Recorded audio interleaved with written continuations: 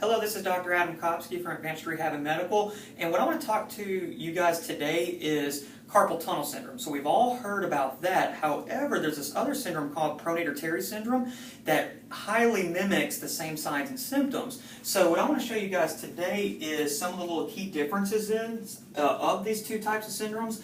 And so you'll notice here on this picture, here's that actual muscle, the pronator muscle. And so what actually happens is you have a nerve that comes down the inside of your arm and then it crosses over and goes down to your thumb. And so if there's compression up here in the forearm, that can send that numbness, tingling type symptoms down into the wrist.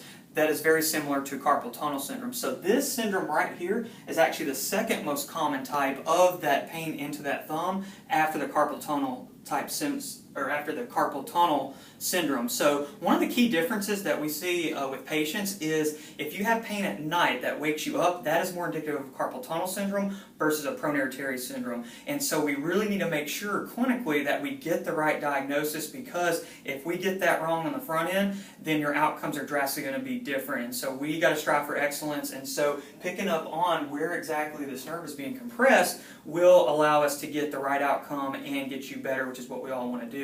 So please be sure to actually tune in. There was a post made just earlier above this that goes over some of the signs and symptoms of this syndrome.